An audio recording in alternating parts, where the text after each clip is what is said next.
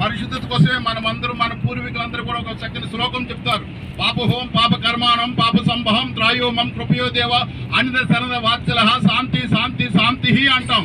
అంటే పాపంలో పుట్టాను, పాపంలో పెరిగాను, పాపంలో జీవిస్తున్నాను.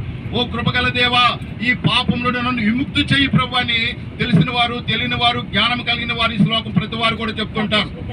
కాబట్టి ప్రియులారా, అంటే మానవుడు పాపాన్ని గ్రహించాడు, ఆ పాపము నుండి విముక్తి పొందాలి.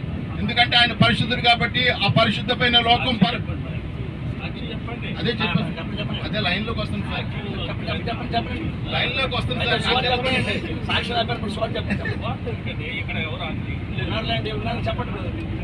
లైన్లో వస్తారు. కాబట్టి ప్రియులారా, ఆ పరిశుద్ధ లోకానికి వెళ్ళాలంటే పరిశుద్ధత కలిగి ఉండాలి. అయ్యా నేను బాప్తిజం తీసుకున్నాను, చర్చికి వెళ్తున్నాను, కానుకిస్తున్నాను కుదరదు.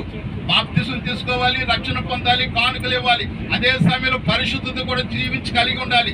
చాలా మంది క్రైస్తవ జనాంగం నేడు దినాల్లో బాప్తిజం పొంది, రక్షణ పొంది సంఘానికి వెళ్ళి ఇంకా పాపంలో జీవిస్తున్నారు. పాపంలో జీవిస్తున్నారు కాబట్టి పాపం ఉన్న ప్రతి వారు క్రైస్తవులే కాదు, ఎవరు ఏ మతస్థులైనా సరే పాపములు ఉన్నట్లయితే పరలోక రాజ్యాన్ని చేరలేరు. కాబట్టి ఆ పాపం నుండి విముక్తి చేయబడాలంటే యేసు రక్తం ద్వారా కడగబడాలి. ఒకప్పుడు నేను కూడా హిందువుడును, యేసుక్రీస్తు తెలియని వ్యక్తిని. చాలా సంవత్సరాలు మనుషులు వైకుంఠానికి వెళ్ళాలంటే ఏం చెయ్యాలో మేము ప్రసంగం చేసేవాళ్ళం.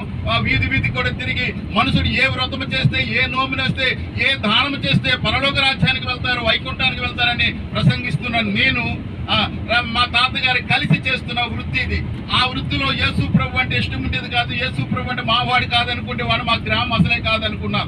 కానీ ప్రియులారా, యేసు ప్రభు వారు శాశ్వతమైన ప్రేమతో ప్రేమిస్తున్నారు కాబట్టి ఆయన నేను వద్దనుకున్నా, నా వెంట పడి నేను దేవుడు నన్ను రుజువు చేసుకోవడానికి నాతో ఆయన వెంబడించారు. నేను నా వద్దనుకున్నాను, నాకు కాదనుకున్నాను, మా గ్రామం కాదనుకున్నాను, మా దేశం కాదనుకున్నాం. కాబట్టి యేసు ప్రభు నాకు వద్దే అనుకున్నాను. అలాంటి వ్యక్తిని నేను, చాలా మూర్ఖుడిని కూడా. నేను ఎందుకంటే నేను యవ్వన ప్రాయంలో చాలా బలంగా ఉండేవాడు కాబట్టి ఏ పాస్ట్ గారి వాక్యం చెప్పినా సరే కొట్టేవాడును, లేదా పిల్లి పెట్టుకుని వెనక పెట్టేవాడును. ఎవరైనా యేసుని గురించి చెప్తే నేను రాముని గురించి కూడా ప్రసంగం చేసేవాడును. రాముని వల్ల కూడా పరలోక రాజ్యం వస్తుందో రాదో ఆ విధంగా ప్రసంగం చెప్పేవాడును. అలాంటి జీవితం కలిగిన వ్యక్తిని